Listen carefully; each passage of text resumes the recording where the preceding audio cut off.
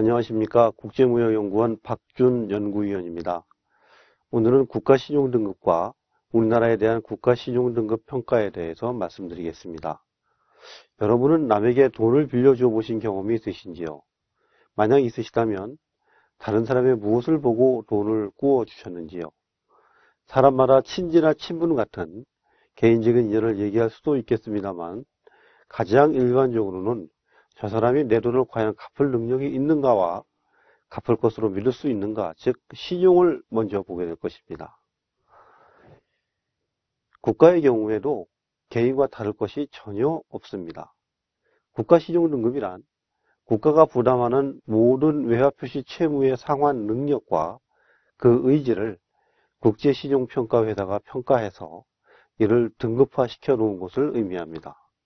신용등급이 높으면 당연히 그 국가는 빚을 갚을 능력과 갚을 의사, 즉 신용이 높기 때문에 국제투자기관들이 안심하고 돈을 꾸어줄 수 있습니다. 반대로 낮다면 부채 상환 능력과 신용이 낮은 것을 의미하기 때문에 돈을 꾸어주기 어려울 것입니다. 따라서 이런 나라들에게는 돈을 꾸어주지 않거나 꾸어주더라도 높은 금리를 요구하게 될 것입니다. 신용등급을 평가하기 위해서는 우선 그 나라가 얼마나 잘 사는가 하는 것을 보게 됩니다. 국민소득은 얼마고 이 나라가 한 해 얼마나 벌어들이는가 등 주요 거시경제 지표를 보게 되는 것이죠. 또한 이 나라의 살림살이는 어떠한지, 기존의 부채는 얼마나 있는지도 관심의 대상입니다. 살림살이가 회푸고 기존의 빚이 많은 집에 돈을 꾸어주고 싶은 사람은 없을 것입니다. 화면에서 점선 안의 지표는 이처럼 국가의 능력을 말해주는 직접적인 지표들이고, 선 밖의 지표들은 국가의 장래 성장에 간접적인 영향을 미칠 수 있는 사회 경제적인 지표들입니다. 예를 들어 정책 수행 능력이 높고 정치적인 안정이 되어 있어야 앞날이 밝을 것임은 두말할 나위가 없을 것입니다. 이러한 요소들을 총망라하여 평가한 국가신용등급은 최고 등급인 AAA, 즉 트리플 A에서부터 제일 하위 단계인 CA 등급까지 21단계가 있습니다.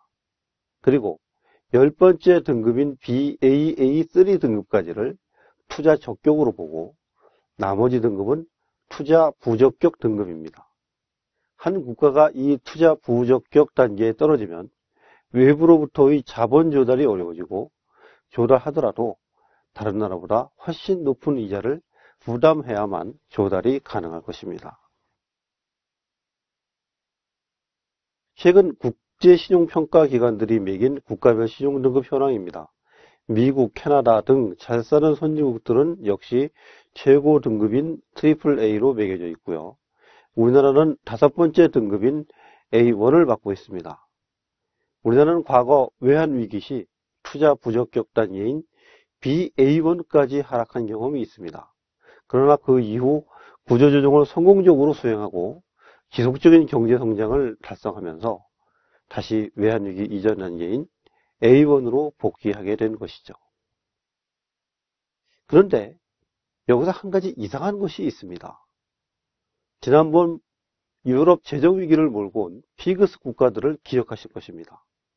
재정위기라는 것은 말 그대로 국가가 수입보다 지출이 많아서 재정이 파탄난 상태라는 것을 말합니다. 우리나라는 재정면에서 다른 나라보다 훨씬 건전한 상태입니다만, 그럼에도 불구하고 그리스를 제외한 피그스 국가들의 신용등급이 우리보다 훨씬 높은 상태에 있습니다. 우선 스페인을 한번 볼까요? 스페인은 재정수지 적자가 DGP에서 차지하는 비중이 무려 5.1%입니다. 반면 우리나라는 흑자가 2.2%입니다. 정부 부채도 우리나라가 훨씬 작고 경상수지도 스페인은 적자입니다만 우리나라는 흑자 기조를 유지하고 있습니다. 그럼에도 불구하고 신용등급은 스페인이 우리보다 3등급 위에 있습니다. 이태리, 아일랜드 등 다른 피그스 국가들의 경우에도 마찬가지 상황이 벌어지고 있습니다. 이러한 현상은 33개 OECD 회원국 전체와 비교해도 마찬가지 상황입니다. 우리나라의 재정 건전성은 OECD 국가 중 2위, 경상수지 흑자 비율은 11위, 단기 외채 비율은 4번째에 해당하고 GDP는 11위, 경제성장률은 4위로서 이 모든 지표들을 총망라해서 종합한 순위로는 OECD 회원국 중 3위에 해당하는 굉장히 강력한 경제력을 가지고 있습니다. 그런데 국가 신용 등급으로 보면 OECD 전체 회원국 중에서 24위에 그치고 있습니다. 객관적인 경제 지표와 국가 신용 등급 사이에 심각한 괴리가 벌어지고 있는 것이죠. 이것은 다시 말하면 우리나라가 국제사회에서 우리가 가진 경제적 실력에 걸맞는 대우를 받지 못하고 부당한 대우를 받고 있음을 의미합니다. 이런 말씀을 드리면 혹시 경제지표 면에서는 그렇지만 앞에서 살펴본 간접적인 요소들의 문제가 있어 그런 것은 아닐까요? 하는 의문도 드실 것입니다. 하지만 이 부분도 확인해 보면 IMD가 매긴 경쟁력 순위로는 16위, 정부 효율성으로는 14위, 경영 효율성은 18위 등으로 신용 등급보다도 훨씬 상위에 위치하고 있습니다. 이것이 OECD 회원국 중 거시경제지표로 평가한 우리나라의 위치와 국가신용등급상의 위치를 비교한 표입니다. 최고 등급인 트리플 A를 가진 국가들과 비교해도 우리나라는 3위의 위치를 지키고 있습니다. 이것은 경제력 면에서는 우리나라도 지금 당장 최고 등급을 받아도 손색이 없음을 잘 말해주고 있는 것이죠.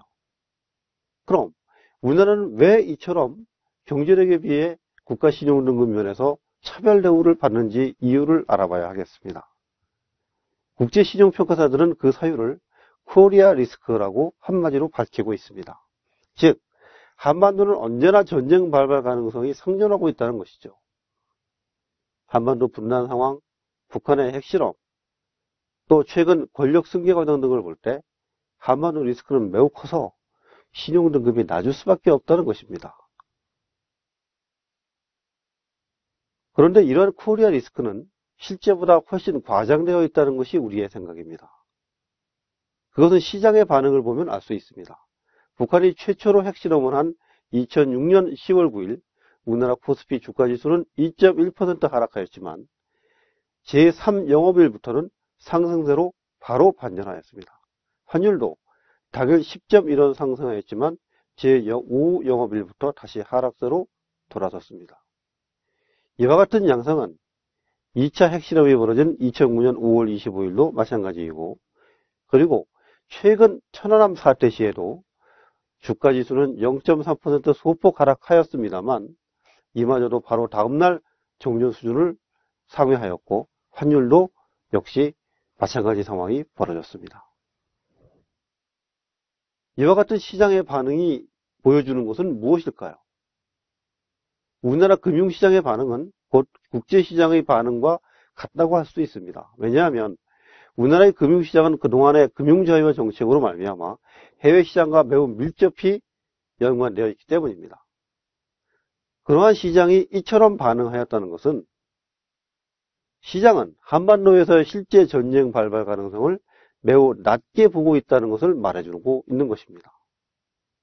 실제로 국제신용평가기관인 무디스는 지난 4월 14일 한국의 신용등급을 상향 조정하면서 굳건한 한미동맹 및 한반도 안정에 대한 중국의 역할 등으로 남북관계가 등급 상향을 조회하지 않는다고 평가한 바가 있습니다. 따라서 우리나라의 국가신용등급은 코리아 리스크에 대한 냉정한 재평가를 거쳐 신속히 경제적 실력에 맞는 제 위치를 찾아가야 할 것입니다. 지금까지 우리나라 국가신용등급 저평가 현황에 대해 살펴보았습니다. 감사합니다.